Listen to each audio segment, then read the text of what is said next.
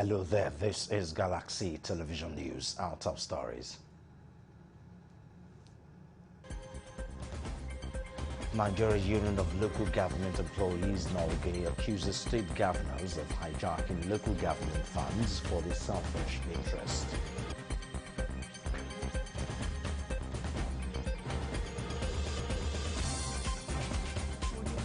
Federal government advised to enact laws that will aid the protection of the rights of ex-offenders and also put an end to stigmatization.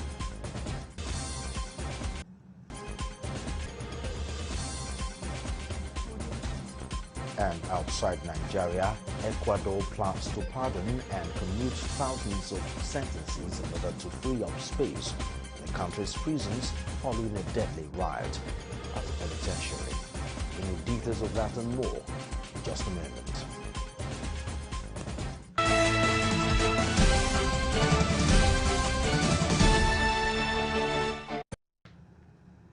It is a pleasure to have you join us on Galaxy Television News for this time. I'm Solomon Offem. President Muhammadu Buhari will attend the inauguration of the Ethiopian Prime Minister Abiy Ahmed for a second 5-year term in office on Monday in Addis Ababa. The president, who will depart Abuja for the Ethiopian capital on Sunday, is scheduled to deliver a goodwill message at the inauguration ceremony, after which he will attend a state banquet in honor of visiting heads of state and government. A statement from the special advisor to the president on media and publicity, Femi Adesina, said President Buhari will be accompanied by the Minister of Foreign Affairs, Geoffrey Onyama, and the Director General of the National Intelligence Agency, NIA, Ambassador Ahmed Rufai Abubakar. Adesina said the president is expected back in Abuja on Tuesday.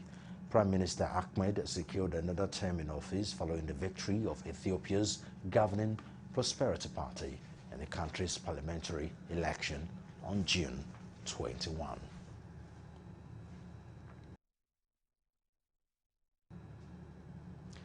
The Nigerian Union of Local Government Employees NULGE has accused the state governors of hijacking local government's funds for their selfish interest. The union said most governors are fond of tampering with local government funds through creation of joint accounts.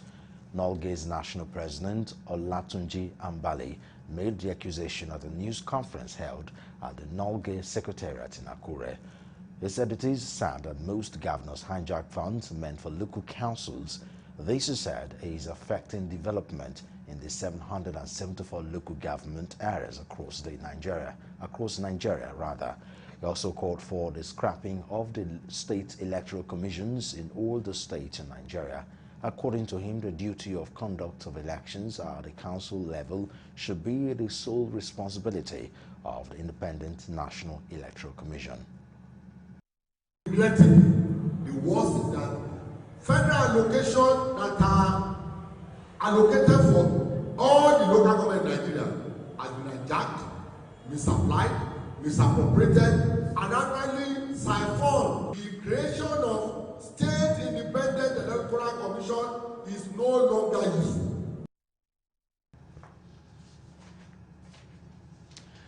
There is a little doubt that zoning, rotation, and quota system deny a country the best and appear a lazy approach to solving problems. But the question is, can Nigeria survive in its present form without zoning? Galaxy's Kelly Egiga takes a holistic gaze at the concept of zoning, especially ahead of the 2023 general elections. The report.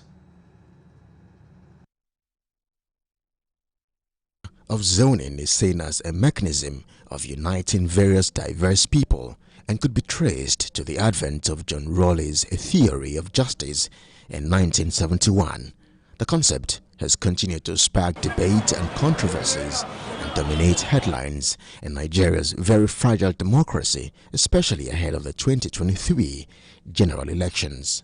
For instance, governors of the 19 states in the north recently opposed the calls by their southern counterparts that the presidency should be zoned to the south in 2023.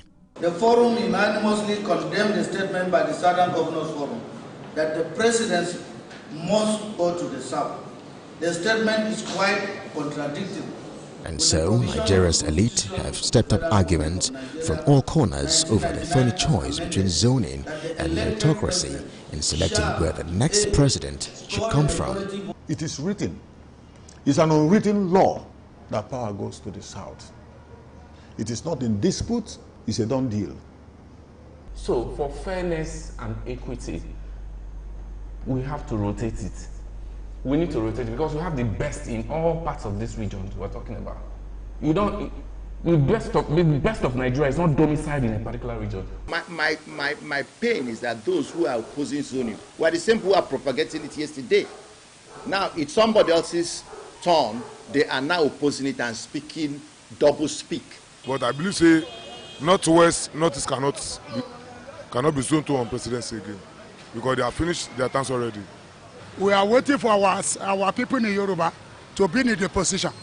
Outside of rule, you understand me, first time as secretary, then we are waiting for Yoruba. While we ponder on whether the concept is suitable for Nigeria and indeed Nigerians, other speakers tell me they are indifferent about the zoning system in the country. Personally, I don't really like zoning of offices or zoning of who will be or who will not be. Sometimes zoning will not allow you to get the best. Whether it is not the southeast, whichever region that feels maligned or marginalized, I will support that will rotate. In the meantime, the question of where exactly in the south is begging for answer. Is it south-south, southwest, or southeast, a region perceived to be marginalized in governance generally? As a southwesterner, I would ordinarily say that there's nothing bad in the presidency coming to the southwest, but it is open to the whole of southern. I'm from southwest, and if the zoning is coming for the south, I will stand for southwest. Sure. There is an Igbo proverb that says, where you live, and there you live. It's the south I've been representing all my life politically. So if the zoning is coming, I will stand for the southwest. It comes to the south, I don't know where it's going. Go and play your politics. Even when it comes to the south will play their politics. There's south-south, there's southeast, there's southwest. Go and play your politics. Go and build your bridges. Go and make the contacts. If they take you, you go. Let me see our people enter plane, come to Lagos, go to Kaduna, go and view bridges, and tell them why we must be president. That we have not been president since the end of the Civil War. It has to be zoned down to either southwest or south-south. But it's only south-south that's supposed to be there now, southeast. Because Igbos have been debating on marginalization. So it is southeast I thought the zoning must bring out the president. Indeed, the question of justice and the history of political philosophy becomes necessary as a result of men's struggle or quest to get shares of the limited resources in the country. In such a struggle, the weak ones are obviously elbowed out and the strong ones get hold of the resources. And what we need is for a governor, is for a president to come and prove to Nigerians that the president doesn't have to come from your geopolitical zone or your ethnic zone or your religion to give you a sense of living, to treat you like an equal citizen, to have you have your rights. The moment that is enthroned and established, the demand for zoning will die naturally. I don't advocate that this zoning arrangement, just like some other European countries and some other countries in the world, have enshrined it in their constitution, where provinces take turns to produce presidents. Nigeria should enshrine this zoning thing into their own constitution. And the geopolitical resource and creation of the PDP, I think it should become constitutional so that it becomes part of our law, and the presidency should be rotated along this geopolitical zone. In that way, there will be less friction. And so as Nigerians continue to watch how presidential candidates will emerge from the major political parties in the country ahead 2023, there are expectations that the principles of fairness, equity, and justice will be observed while zoning these tickets. From Lagos, Nigeria, I am Kelly Egiga reporting for Galaxy Television News. Kelly Egiga there with that special report on zoning. It is now time for us to have a chat with Barrister Eric Omari. He is a former president of Ijaw Youth Council worldwide. He will be joining us from live from Warri via Zoom, where he will be speaking on the call by the National Assembly for the International Oil Companies IOCs to relocate its headquarters to the Niger Delta. Mr. Omari, thanks for joining us on Galaxy Television News. Barrister Omari, rather.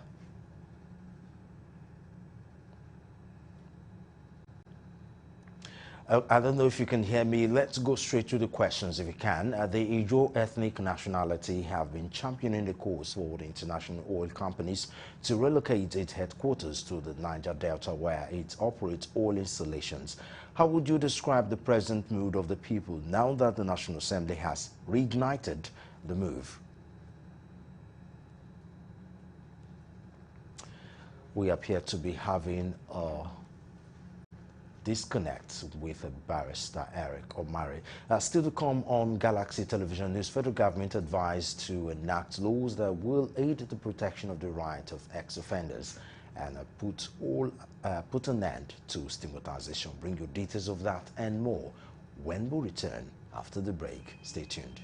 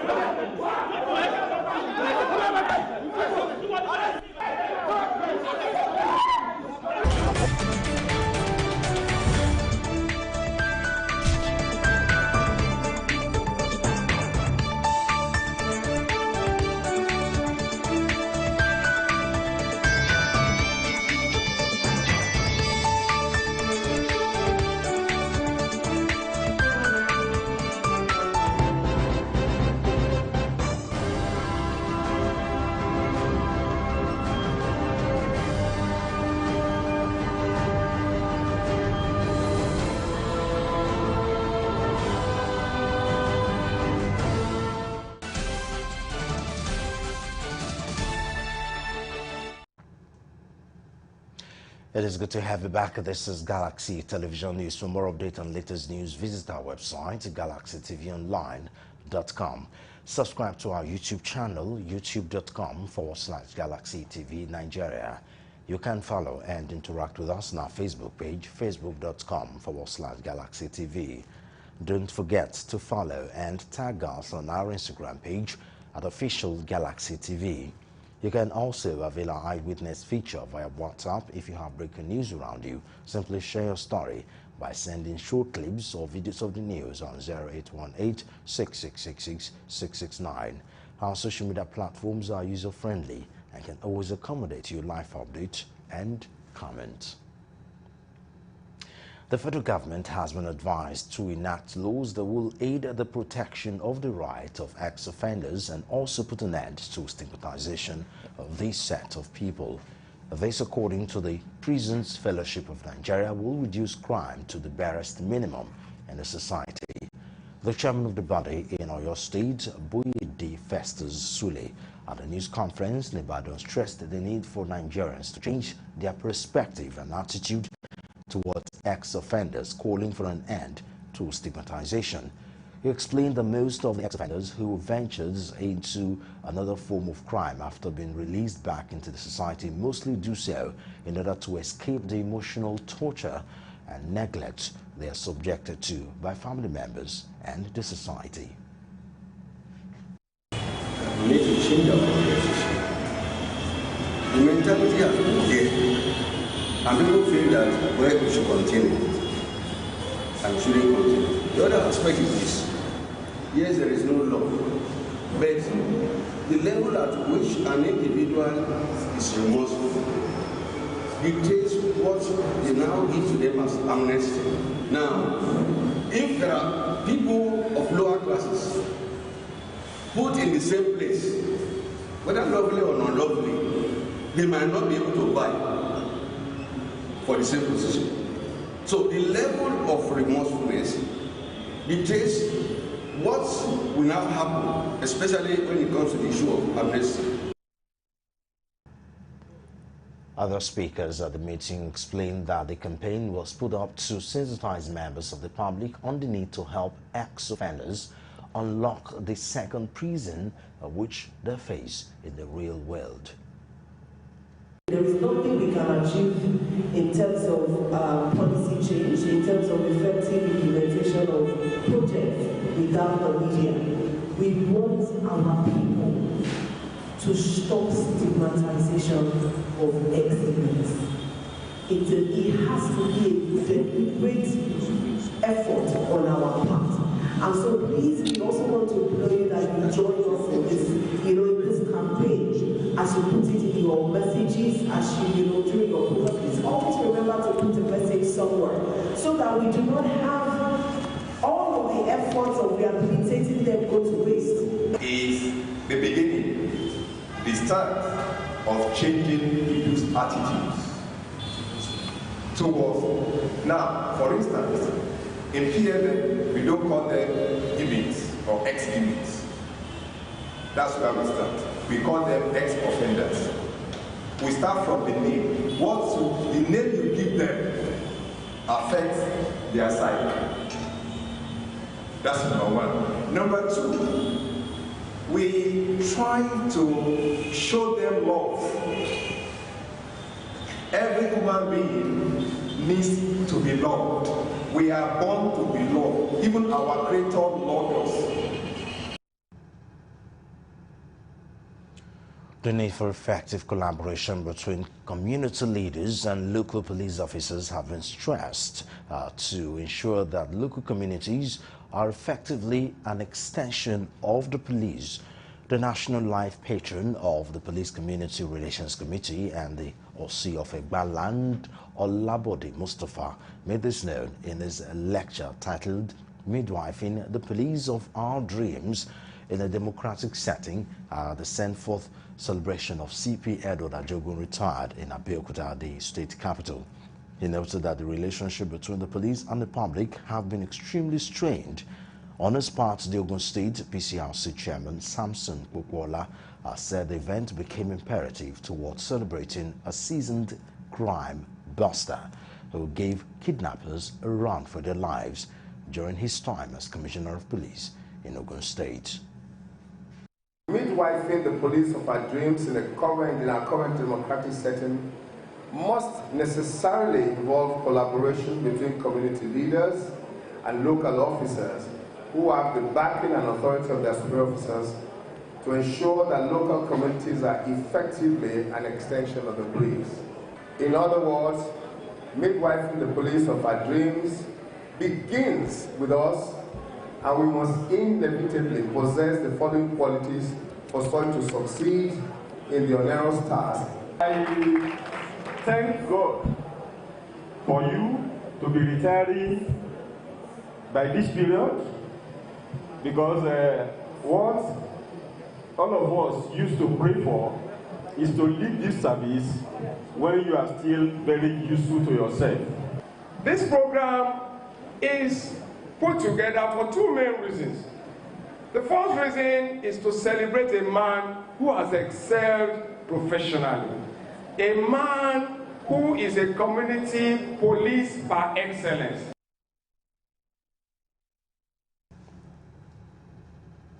The Pharmaceutical Society of Nigeria has appealed to the federal government to find a way of creating more awareness on the COVID-19 vaccine. The appeal was made at the World Pharmaceutical Week celebrates in Kaduna. They added that the myth going around has brought low turnout on the vaccine. The chairman, Pharmaceutical Society of Nigeria, Kaduna State Branch, Talatu Ebune, called on Nigerians to continue to believe in them as they have always done, saying the vaccine is the only way out of the coronavirus pandemic. While the special guest of honor also appealed to professionals, especially pharmacists, to always abide by the rules of the profession. to do to tackle this is to give people access to information, educate people, conduct advocacy to some specific group of people or people that have integrity that will be able to spread it across, and make the vaccine available across at no cost. Then, on the part of the health worker, give them a very good technical capacity building, such that they don't make any error. Because any slight error from their part will create some funny scenario that we call adverse event following immunization. And people begin to carry this without even know what happened. They start carrying it and taking it all around the whole world. During the COVID pandemic, pharmacists all over the world came out to support in one way or the other. So there is enough information and awareness on the vaccines. The problem we have is the social media hype, where you see all sorts of fake information about COVID vaccines. Commercial tricycle operators in Warri South local government area of Delta State have called on the State Ministry of Transport not to go ahead with the planned arresting of tricycle operators for not complying with the COVID-19 protocols. This is coming as a result of the threat by vehicle inspection officers to embark on the tricycles, otherwise known as keke. Those operators failed to use masks and reduce 8 passengers from 4 to 3. Some of the tricycle operators who spoke with our correspondent in Warri said though they are not against COVID-19, the government should direct its energy towards creating employment for the teeming youths rather than harassing them. When you say concern overload, this overloading way they talk so. Sometimes some people they put on the mask, some not they put on the mask. You understand that so? So at least somebody tell you say that COVID-19 a fever. So they tell you like this. But at the end of the day, we supposed to take the vaccine. Everybody supposed to take that vaccine. Time to come, we go take the vaccine. I just say I fear they will might fail because you know say when people don't talk up, everybody must fear. One not be welcome development because arresting keke because they carry 4 or 3 for back because of COVID-19 is not the issue. Because keke now is almost 1.5 million. So the keke man they hustle high, you would say meet up for her balance. So because they arrest keke person go station. Throughout that day, don't spoil his work. The owner of keke go tell you say, where my money? And the owner of keke no dey hear I beg say money no day today. Let them leave us make we work. Wetin government supposed to think about are the bad roads wey dey. Every day our keke dey spoil, our motor dey spoil because of bad roads. No be COVID-19. Wetin we want na food, work no dey. Many graduates dey drive keke. Work no dey, so make dem leave us make we do our work the way we dey do am. Federal and state governments in Nigeria have been advised to invest massively into cancer treatment so as to reduce the alarming data of women who lose their lives to cancer annually. The founder, Breast Cancer Association of Nigeria, and the First Lady of Ondo State, Betty Akeredolu, made this appeal in Ibadan, the state capital, while addressing newsmen at the sidelines of Brekan Jog for Life Awareness campaign. Correspondent Kunle reports that Akeredolu, who expressed displeasure on the alarming data of Nigerian women who lose their lives yearly to breast cancer, explained that the awareness walk was basically to reawaken the consciousness of women about breast cancer. The national president of Brekan, Mrs. Tolu Taiwo, disclosed that Jog for Life is one of the organization's major public awareness campaign in October. Let government invest in cancer care, provide the services that we need, provide the facilities that we need to treat breast cancer. Breast cancer does not kill anymore. Women are surviving breast cancer, but one thing I will tell you is that our women, they are dying like fowls because of ignorance, because of belief system. We still do not see breast cancer as a medical issue. We'll see it as spiritual attack. And what we are doing now is to raise awareness, to tell people breast cancer doesn't kill anymore. Let's put it that way. If you do the right thing at the right time, that's presenting early. And we ask this question. Is it that it's getting worse or it's getting better? But I think it's getting better because the awareness is more now, so people are coming out more. But the unfortunate thing right now is that people are still presenting late. But we are still grateful that people are still coming out. Cancer treatment, affordable and accessible. That's what we're asking for. It's important. Cancer is a very, very expensive disease to treat. A breast cancer survivor who shared her experience with newsmen pleaded with women in Oyo State and Nigeria at large not to waste time in seeking medical attention. The Breast Cancer Awareness Month for 2021 is the theme, with the theme, Give Hope, Save Lives. The journey has not been funny. It's been emotionally draining, financially draining. I discovered in 2019, and initially I thought that was the end. In fact, when my doctor told me, I just told him, I said, people older than me have gone, people younger than me have gone, that I've just accepted it.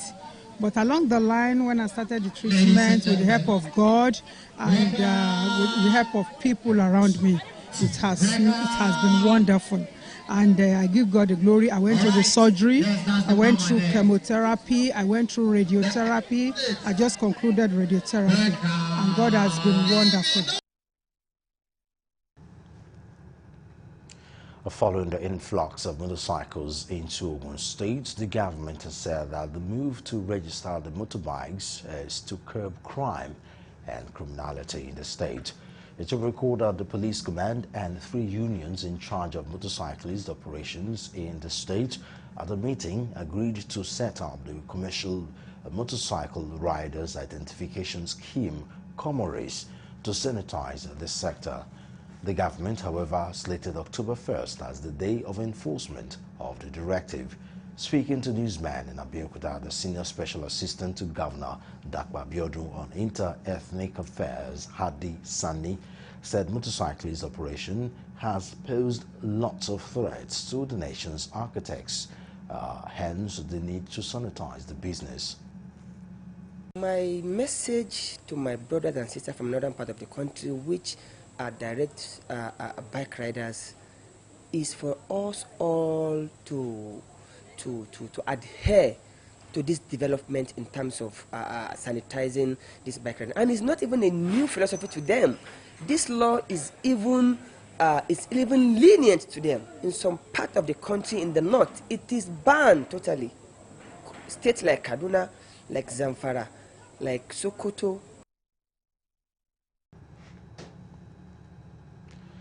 Nigerians have become cyber creatures, spending a significant amount of time online. As the digital world expands, so does cybercrime in Nigeria.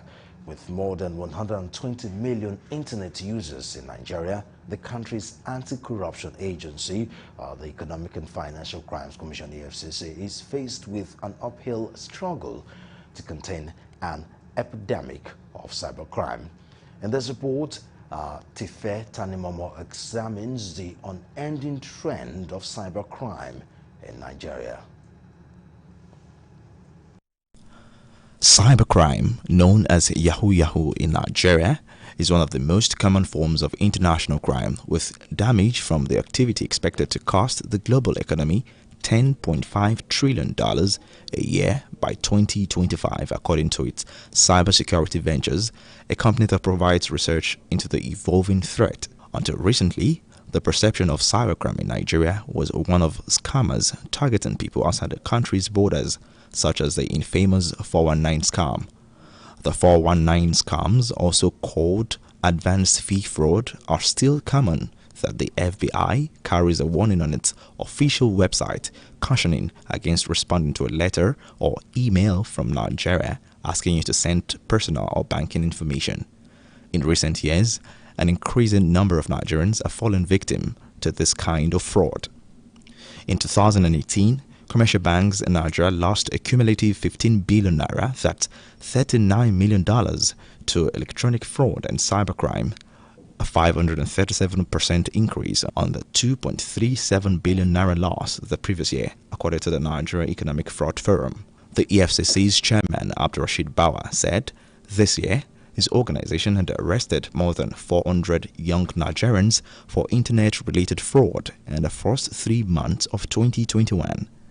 Nigeria was also ranked 16th globally among countries most affected by internet crime, according to an FBI report.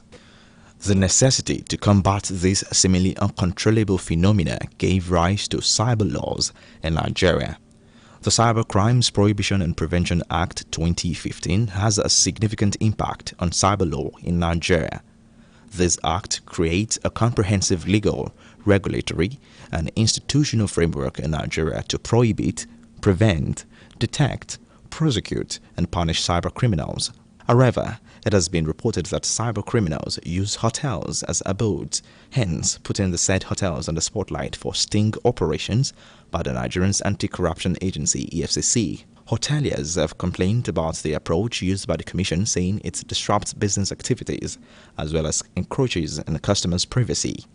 In response to this, EFCC Chairman Abdulrasheed Bawa opines differently. Well, as you are aware, it's part of our responsibility to investigate suspected cyber criminals.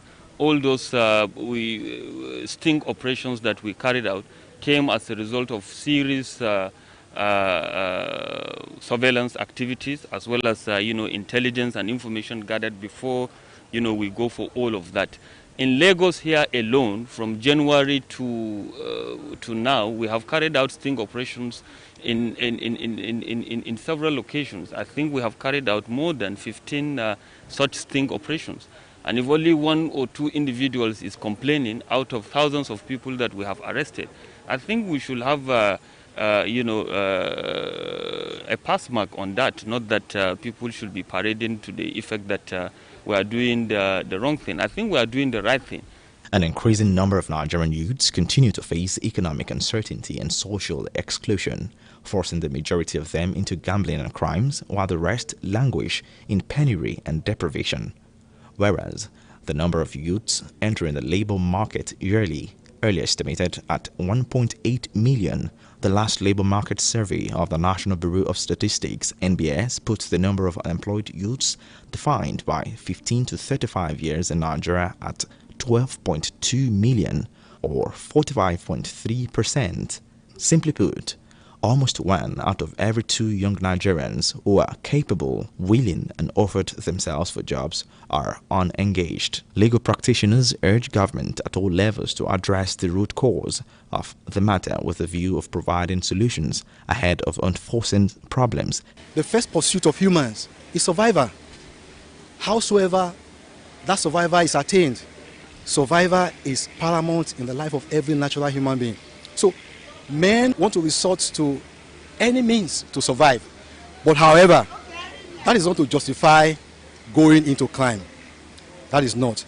But we need to call on the government to really sit up and address the myriad of challenges that is confronting our nation at this time. Particularly the unemployment. If you look at insecurity, it has a root in unemployment. I won't say that cybercrime will stop. It can't stop. The only thing we can just do is to improve on our law to meet those crimes. And also be able, in fact, to do better is for us to be able to look ahead and make laws that can regulate such crimes that we think in 10, 5, 15, 20 years' time will come up. In fact, one of the best ways to do that is to be able to look into some of these laws of developed worlds where their technology are more advanced than ours. A lot of developed countries are using just from technology. They are making ends meet. China, 3/4 of the income China is earning is from technology, right? Because they have been able to harness the ideas and the inputs from the different young persons to actually improve the economy. So they were able to channel these ideas positively, and it has reflected in their economy. If we don't work towards that angle, it means they will continue to use it for the wrong reasons, which is trying to taking advantage of young persons or preying on other persons to actually victimize them, which by and large have been affecting and giving the country a bad name over time. the agric, there's a consensus, there's a general consensus that the agricultural sector is one of the sectors that can, absorb our teeming youths. But the problem is that the approach to agric is still, it has not been refined. It has not been developed to a point that the youth can be attracted into agriculture. Having heard from various facilitators different things that could be done to attend to the serious case of cybercrime in Nigeria, it appears that Nigeria has a whole lot to do. Now, the question begging for answer will be, when will these things be put into consideration, or if at all these things would be applied for proper effective bringing of this menace to the barest minimum. This is Tife Tanimomo from Galaxy Television News, Lagos. It appears to have been able to re-establish connection with the barrister Eric Omari. He's the former president, Ijaw Youth Council worldwide, joining us live from Warri via Zoom, where he'll be talking to us on the call by the National Assembly for the International Oil Companies, IOCs, to relocate its headquarters to the Niger Delta. Barrister Omari, I don't know if you can hear me now. Thanks for joining us on Galaxy Television News. Thank you so much for having me. Finally, let's just go straight to the question now. The Ijaw ethnic nationality have been championing the courts for the International Oil Companies to relocate its headquarters to the Niger Delta, where it operates oil installations. How would you describe the present mood of the people now that the National Assembly has reignited the move?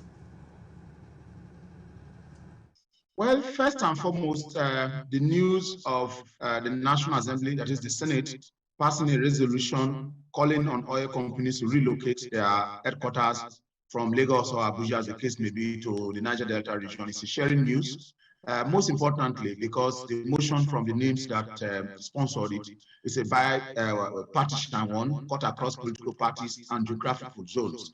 Nigerians from, senators from all over Nigeria sponsored that motion. So we are glad as a people that finally Nigerians from other parts of the country are now heeding to our quest over the years for multinationals to have their headquarters in the Niger Delta region for so many reasons. Fundamental among them is that the Niger Delta, being the headquarters of oil and gas activities, should also host the administrative headquarters of the companies, because when the companies have their headquarters in the region, it boosts the economic activities of the region. And when people say militancy, you cannot address militancy with guns alone. But the most important is to address militancy to give people economic opportunities, and such economic opportunities come with having the companies with the headquarters in the region. So we are glad about this development, and we hope that it will push through to its final conclusion. Because of time, we'll ask you just one more question and we'll be good to go. Although different groups have said the relocation was long overdue, don't you think enforcement will be another difficult task?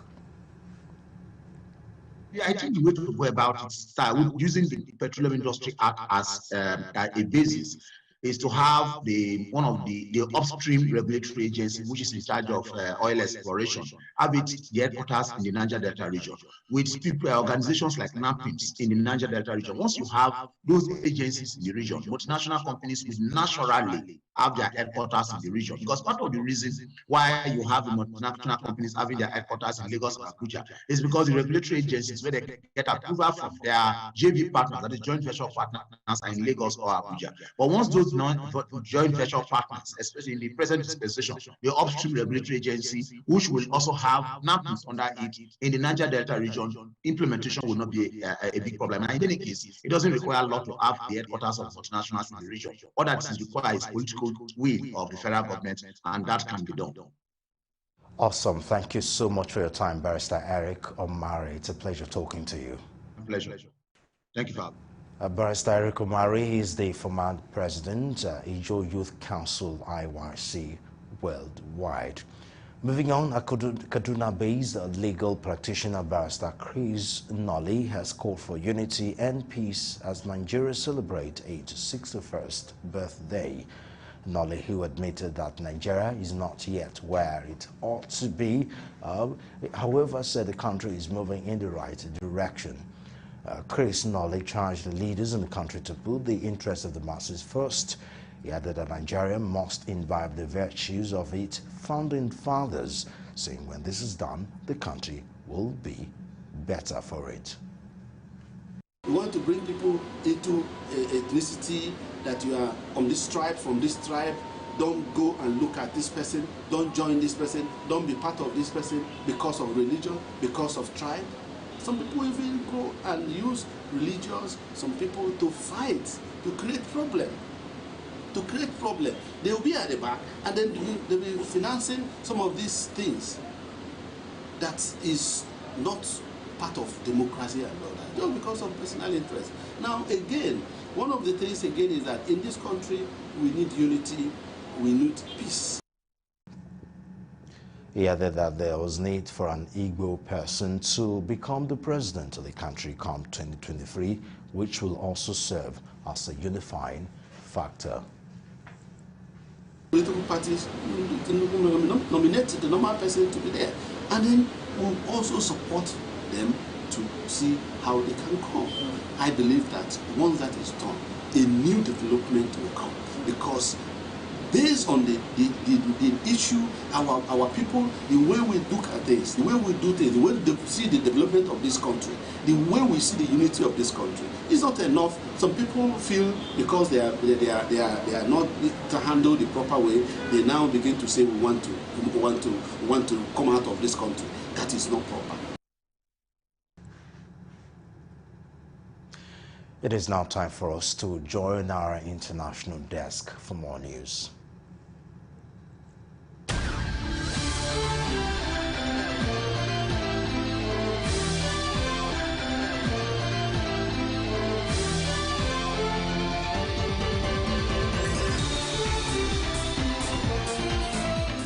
Welcome to International News. Ecuador plans to pardon and commute thousands of sentences in order to free up space in the country's prisons following a deadly riot at penitentiary in the coastal city of Guayaquil this week. The director of Ecuador's prison agency, SNAI, Bolivar Gazan, said on Friday that up to 2,000 inmates, including elderly people, women, and those with disabilities and terminal illnesses, will be prioritized on the pardon list for release, and foreign nationals will be deported. Investigations are still ongoing at the Littoral Penitentiary in Guayaquil after violent clashes between rival gangs at a high-security facility left 118 inmates dead and dozens wounded on Tuesday. According to Ecuadorian Interior Minister Alexandra Villa, the forensic team of the National Police has been able to identify 41 deceased victims and is working to identify 77 additional bodies. Those killed suffer from injuries resulting from bullets and grenades, according to Regional Police Commander Fausto Bedonardo.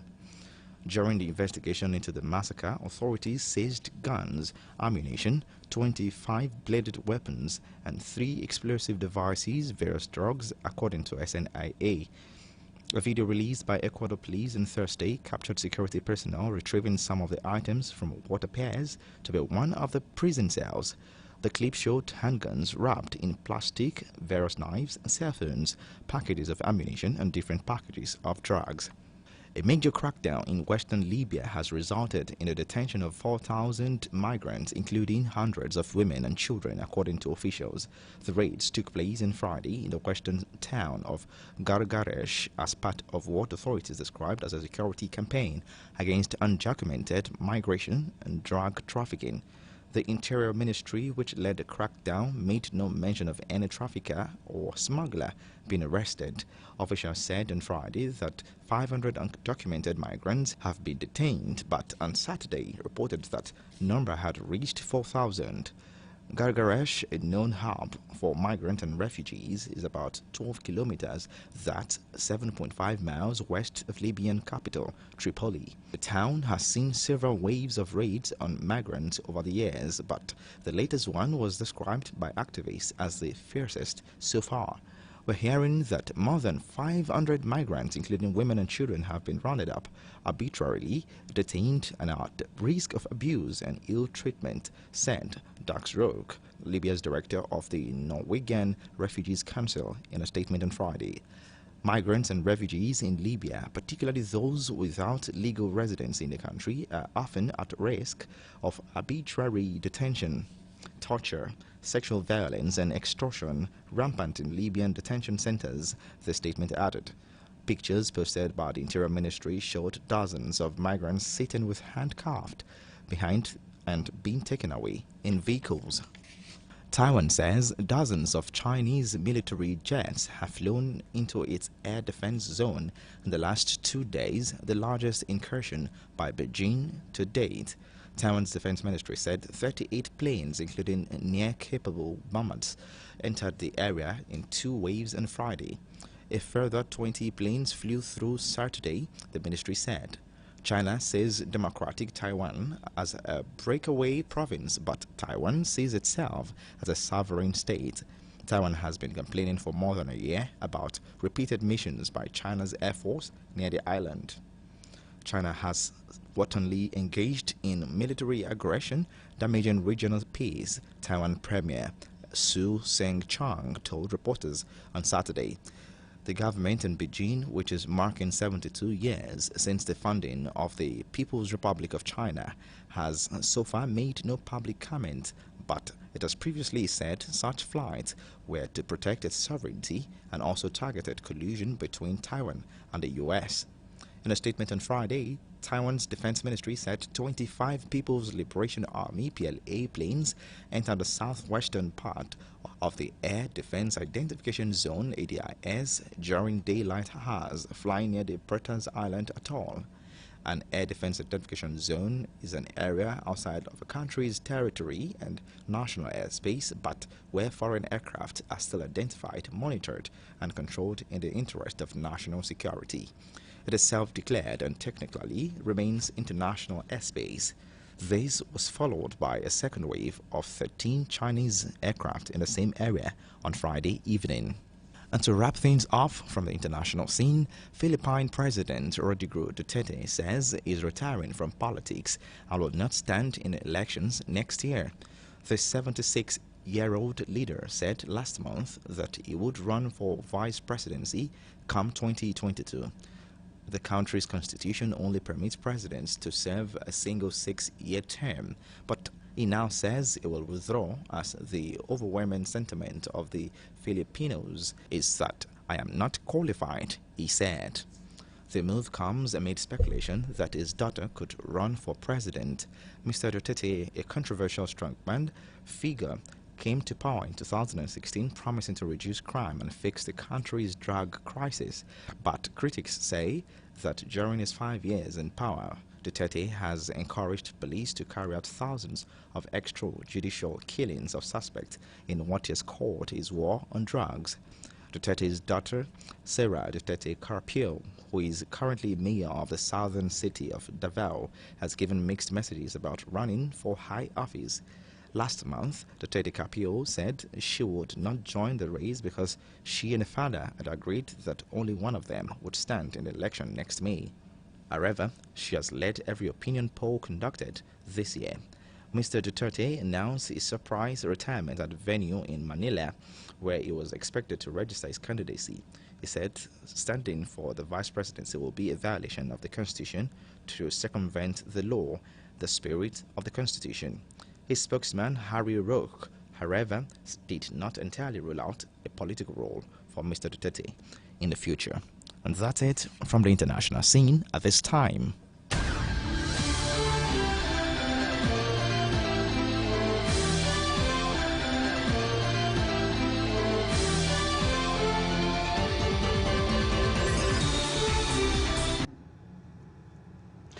Now we join our entertainment desk for more news.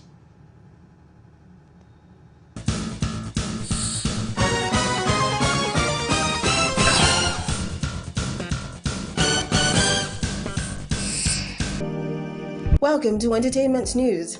Mary Remy Njoku has warned those who see her in public and criticize her appearance, as she asks that those people who see her and tell her she needs to dress more fashionable as a role model should avoid her.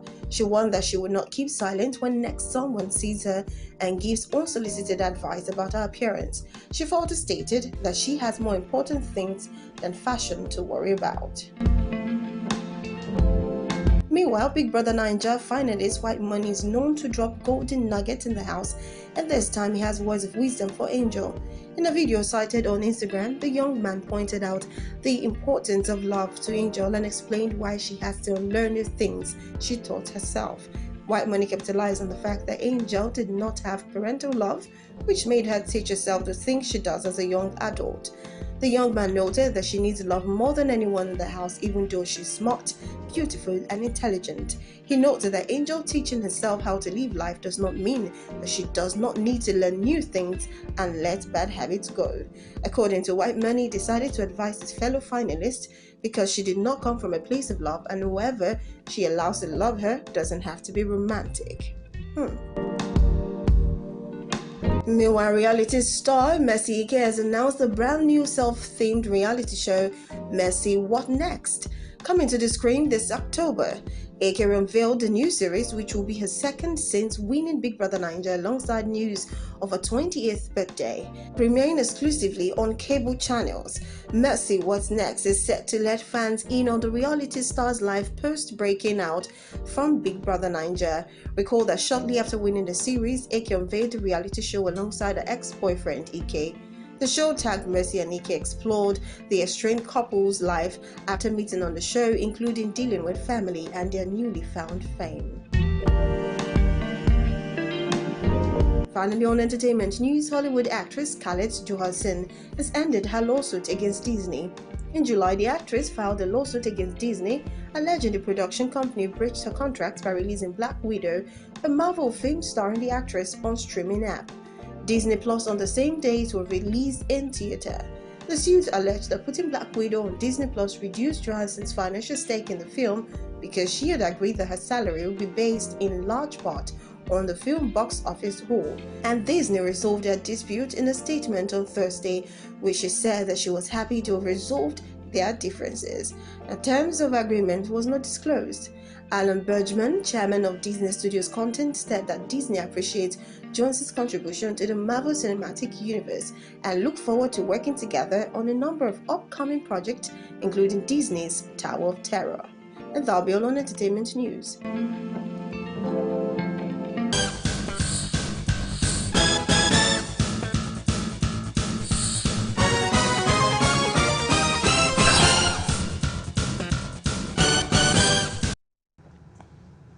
And with those entertainment stories, we'll end the news for now. But before we go for more updates and latest news, log on to our website, www.galaxytvonline.com. Subscribe to our YouTube channel, www.youtube.com/Galaxy TV Nigeria. You can follow and interact with us on our Facebook page, www.facebook.com/Galaxy TV. Follow and tag us on our Instagram page at Official Galaxy TV. You can also avail our eyewitness feature via WhatsApp if you have breaking news around you. Simply share your story by sending short clips or videos of the news on 0818-6666-669. Our social media platforms are user-friendly and can always accommodate your live updates and comments. And that's the news. Thanks for watching Galaxy Television News. I'm Solomon Offem. See you again next time.